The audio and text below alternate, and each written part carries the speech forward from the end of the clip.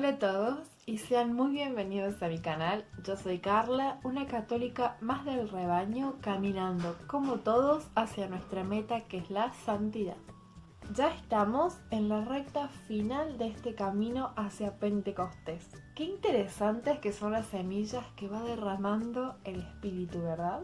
Hoy vamos a ver cuáles son los regalos del Espíritu Santo, a los que llamamos los dones del Espíritu Santo. El primero es la sabiduría, la sapiencia, la sápida ciencia, es decir, el sabor por las cosas de Dios, el sabor por conocer más sobre Dios. Este don hace que te encante ver películas religiosas, leer libros piadosos, libros espirituales, ir a grupos de oración. Es el gusto por las cosas divinas, amor por las cosas de Dios. Y amando esto ocasiona dos cosas. Primero, que el pecado te sepa asqueroso. Y en segundo lugar, que el mundo de lo mundano, que no necesariamente es malo, te parezca soso, aburrido, insípido. También es cierto que te aleja de aquellas cosas que te van enredando y te van llevando hacia una percepción de la vida mucho más pasajera, lánguida, como quien diría, el vivir el hoy, el cuerpo. Digamos que al principio son bobas y tontas, pero al final te van enredando y te van llenando de antivalores. Todo esto va a parecer aburrido en contraste con las cosas sobrenaturales, las cosas de Dios, las cosas eternas, las que van a durar para siempre. Te perdés todo el día en reflexiones, en oraciones, mientras estás haciendo tus cosas cotidianas, estás constantemente reflexionando en ese pasaje que leíste, vas recordando una parte de una película que hayas visto de algún santo. Digamos que de repente toda tu vida se vuelve bajo la luz de aquello que es eterno, de lo sobrenatural. Para entender mejor la sabiduría, te recomiendo el libro de la Biblia que se llama Sabiduría, del capítulo 6 al 9. Es precioso como está escrito el libro de la sabiduría, es como un poema y elogia constantemente a la sabiduría y realmente es precioso. Te recomiendo que lo leas, especialmente del 6 al 9 si quieres entender mejor la sabiduría, pero la verdad, léelo todo, es hermoso. En segundo lugar tenemos el don de la inteligencia. La inteligencia como don de Dios, como don del Espíritu Santo, es llegar a comprender las verdades de Dios. La inteligencia como don de Dios, como don del Espíritu Santo, nos lleva a comprender las verdades reveladas. Sumado con lo que dijimos anteriormente sobre la sabiduría, con este gusto por las cosas de Dios, la inteligencia te ayuda a entender y profundizar en aquello que amas leer. Y así vas a poder profundizar más en estas verdades reveladas. Recuerdo como ejemplo de lo que es la inteligencia como don, una anécdota sobre Teresa de Ávila, Santa Teresa de Ávila. Ella había ido a confesarse y el sacerdote como penitencia le había pedido que rezara un Padre Nuestro. En la siguiente confesión, el padre le pregunta si había podido hacer la penitencia encomendada y Teresa de Ávila le dijo no había podido terminarla. Y el padre, muy sorprendido, le pregunta ¿cómo no pudiste terminar la penitencia si era solamente un Padre Nuestro? Y ella le dice, es que no pude pasar del Padre. Se había quedado reflexionando sobre la profundidad de la primera palabra de la oración del Padre Nuestro. ¿Cuántas veces nos hace falta este don para no repetir, sino orar con el corazón y con la mente, entendiendo, comprendiendo, queriendo profundizar en qué es lo que decimos, cómo lo decimos? Qué hermoso este don. Seguimos con el tercero, el don de consejo.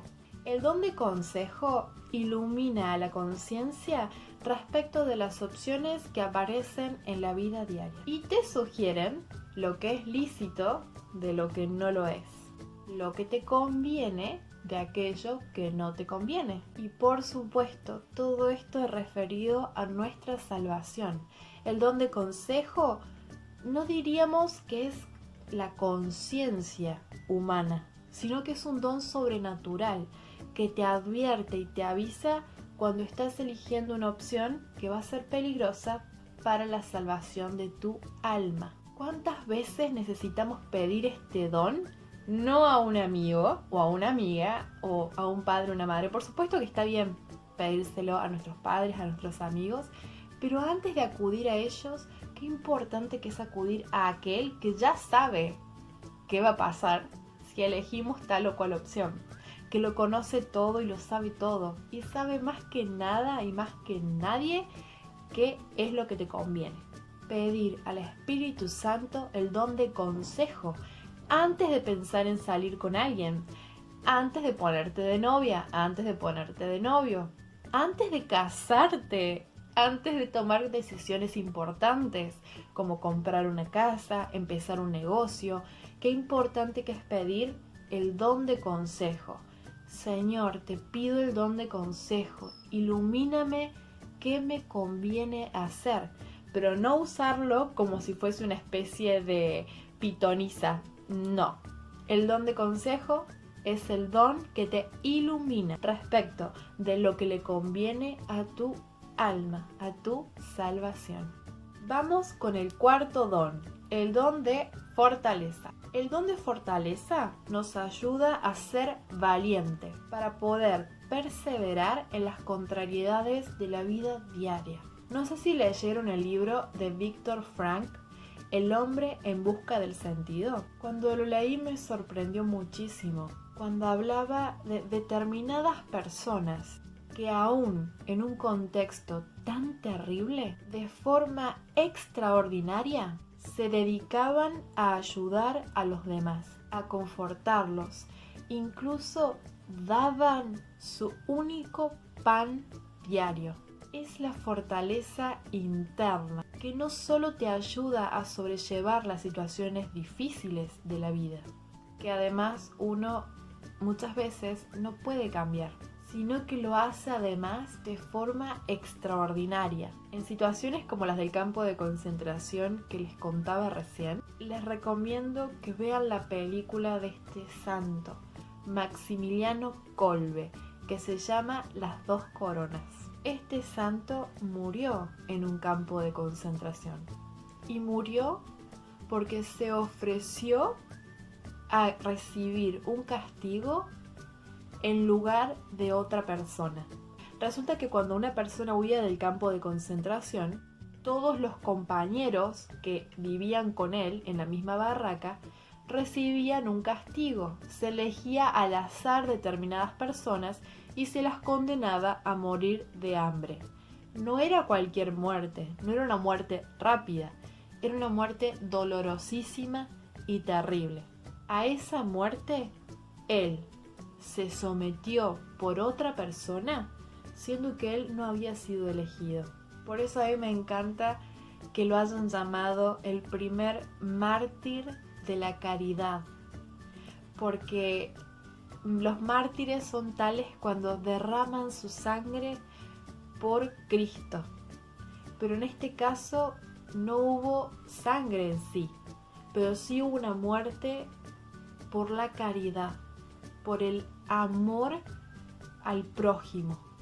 Y era una persona que tenía familia, que estaba pidiendo que por favor no lo eligieran a él. Entonces Kolbe, mirando esta situación, se ofreció por él. Y no solamente se ofreció a morir por él, encerrado en una habitación pequeña junto con otras personas a morir de hambre, sin esperanza alguna de que te sacaran de ahí, de que te dieran algo de comida. Aún ahí, en ese momento, él confesó y acompañó espiritualmente a las demás personas que como él compartían el mismo destino. Eso es fortaleza. No solamente es para uno mismo, sino que te ayuda a darte por los demás en situaciones extremas. Vamos con el quinto don del Espíritu Santo, que es el don de ciencia. El don de ciencia consiste en darle el verdadero valor a las criaturas respecto de su creador. Es considerar adecuadamente lo que se nos presenta en nuestra cotidianidad. Es conocer y darle el justo valor que las cosas tienen.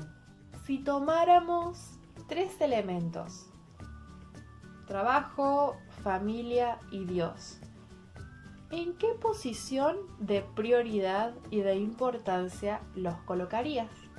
Primero pondríamos a Dios, segundo familia y tercero el trabajo. Ahora bien, si al tercer lugar, que es el trabajo, le dedicas 8, 9 o más horas, que está bien, hay que trabajar, hay que llevar el pan, ¿cuánto le dedicas a tu número 1? ¿O cuánto le dedicas a tu número 2, que es tu familia? Para colocar las cosas en su justo lugar, necesitamos el don de ciencia.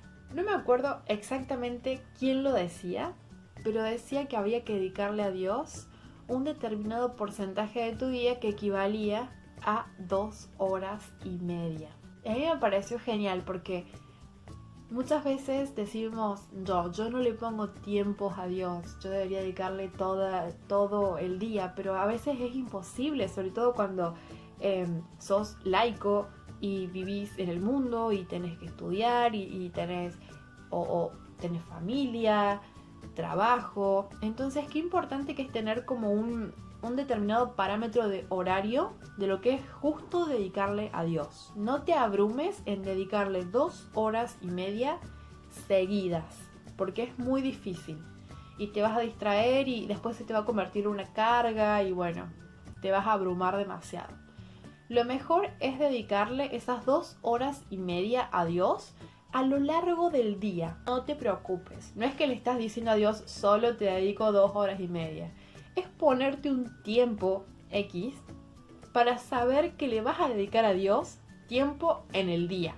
Y tener un tiempo, 2 horas y media, lo hace más fácil porque en cierto sentido te entrena para estar constantemente con Dios. Lo que yo hago es levantarme por las mañanas, hago mi oración, hago mis oraciones del consagrado y eso me lleva aproximadamente media hora. Después, a lo largo del día voy haciendo jaculatorias. Las jaculatorias, la verdad, no las cuento como tiempo porque son oraciones cortitas. Y después tengo un tiempo de lectio divina. El tiempo de lectio divina me ocupa, no sé, 15 minutos, 20 minutos. Depende de la hora donde lo haga. Porque si lo hago antes de dormir, me ocupa un poco más de tiempo porque estoy más relajada, más tranquila. Escribo en mi diario, leo la palabra del día, veo qué me quiere decir. Aunque realmente la lectio divina, chicos, deberíamos de hacerla por la mañana. Pero yo me levanto con tanta ganas de ponerme a trabajar y a hacer cosas que no tengo ese tiempo. En mi caso, no tengo como esa predisposición a estar calmada, tranquila, para hacer una buena lectio divina. También tenemos el rosario, tenemos las novenas, tenemos miles de formas de oración. Yo al rosario siempre trato de rezarlo por la tarde y lo que hago para rezarlo es caminar. Tomo el rosario y voy diciendo los misterios del día mientras voy caminando por el patio, ida y vuelta, y veo las flores y el pasto y no sé, huele un poco de naturaleza después de estar tanto tiempo, digamos, en la computadora o haciendo distintas cosas. Es bueno que tu espacio de oración también sea toda tu casa, que puedas realmente moverte, hacer oración caminando. Es bueno rezar el rosario caminando en mi caso, me concentra muchísimo más. Me concentra más en lo que voy diciendo y en lo que voy repitiendo. Y bueno, y a lo largo del día voy haciendo estas distintas oraciones y en total sumarán 1 hora y media. Ojalá fuese más, estamos en eso. Pero lo importante es que empieces por algo, una meta. Por ejemplo, voy a levantarme y todos los días voy a hacer esta oración y al acostarme esta otra. También estaría bueno que leyeras la palabra del día, aunque no te sientes a hacer lectio divina como tal. Todo eso va sumando para que tu número 1 tenga su tiempo. En el número 2 es complicado, ¿no? Porque actualmente la familia como que ha perdido ese tiempo juntos. Ya no hay mucho tiempo en la mesa, siempre vamos con los celulares, o los tiempos de comida están distintos. Uno come a 1 hora, otro come otra hora, no nos levantamos a la misma hora. Entonces, tiempo en familia es complicado. Por eso pedí el don de ciencia para poder darle a tu familia el tiempo que se merece, el tiempo que anda necesitando para poder discernir correctamente cuál es el tiempo, el lugar que vas a aplicarle a tu familia. No necesariamente tenés que juntarlos a todos de un día para otro a comer en la misma mesa. Por ahí, cuando no ha sido una costumbre en la familia, es complicado. Entonces, por ahí podés acercarte a un hermano o a tu papá o a tu mamá en el lugar en donde estén y charlar con ellos un rato. También dedicarle tiempo a tu familia implica ayudar en la casa, cocinar, limpiar. Eso también es dedicarle tiempo a tu familia. Y bueno, el trabajo ya tiene su tiempo, su horario y es más fácil cumplirlo al tiempo que tiene designado, así que ese ya está. Entonces, pedí el don de ciencia para poder discernir correctamente qué lugar y qué tiempo darle a cada cosa. El sexto don del Espíritu Santo es el don de piedad. Vamos a ver qué significa. La piedad sana nuestro corazón de piedra y lo vuelve un corazón de carne. Nos abre a los demás y a Dios. Nos ayuda a ver a Dios como nuestro papá, nuestro Abba. Nos hace generar una relación fraterna y tierna con Dios. Es un don que se manifiesta en todo nuestro ser, en nuestra manera de orar, en nuestra manera de hablar, nuestra manera de actuar con los demás. Es un derrame de dulzura y miel, porque teniendo una relación tan estrecha y tan bella con el Padre, nos contagiamos de Él, de lo de Él, y nosotros actuamos como hijos suyos. Y siendo aún imperfectos, podemos gozar de esa piedad celestial aún en pequeños destellos aquí en la tierra. Les voy a contar una anécdota muy graciosa. Hace aproximadamente 3 o 4 días me estaba levantando con un mal humor, pero mal humor.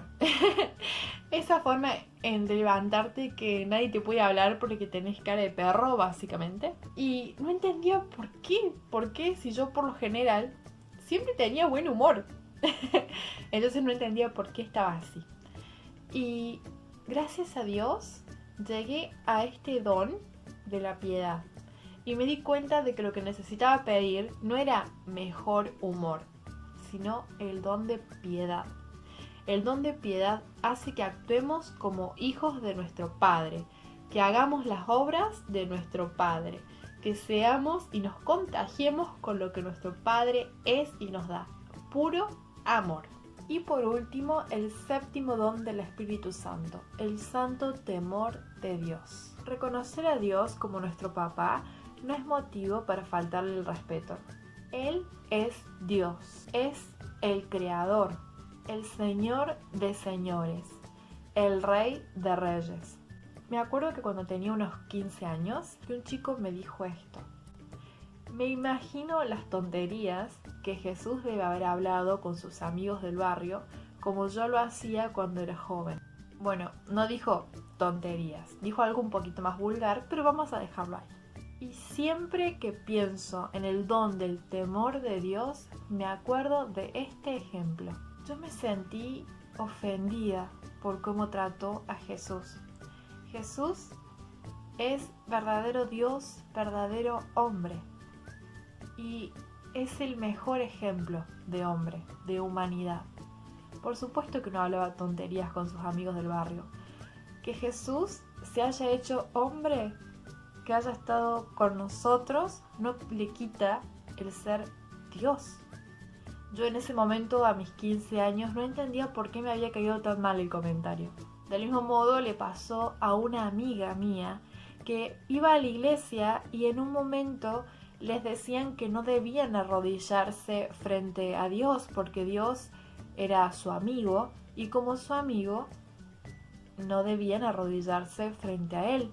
Y ella me decía que se sentía extraña, que sentía que no estaba bien. A mí estas situaciones me daban unas crisis porque no sabía cómo resolverlas, no entendía por qué me hacían sentir como le estamos faltando el respeto a Dios, no entendía. Y ahora que conozco lo que es el santo temor de Dios, entiendo que es el respeto a Dios. Él nos creó a nosotros y a todo lo que existe.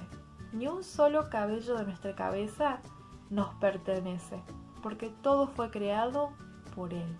No es que Dios no sea nuestro amigo, que no sea nuestro Padre, que Jesús como Hijo de Dios no nos haya hecho a nosotros hijos junto con Él. Pero debemos recordar que Él es Dios y nos ha hecho hijos suyos por amor a nosotros. Debemos arrodillarnos frente a Él. Debemos rendirle honor a Dios, porque es Dios. Ante su majestad, ante su santidad, ante su presencia poderosa y santa, ¿cómo no alabarte? ¿Cómo no darte gracias? ¿Cómo no arrodillarnos en un gesto de humildad frente a tanta grandeza? Cuando decimos Padre nuestro, debería nuestra alma estremecerse de gozo de que Dios, siendo Dios, nos permita llamarlo Padre nuestro. Qué amor más grande que nos tiene. Cuánto nos ama Dios, que nos hace parte de su familia, incluso aquí en la tierra, siendo nosotros imperfectos, pecadores. Ante tanta santidad, ante tanta grandeza, poder decirle Padre debería estremecernos el alma. Bueno, mis amores, eso es todo por hoy. Nos vemos mañana en el próximo video. Ya estamos cerquita de Pentecostés, así que espero que se estén preparando muy bien en oración y aprendiendo quién es el Espíritu Santo para poder recibirlo con todo. Un abrazo muy grande en Cristo y nos vemos.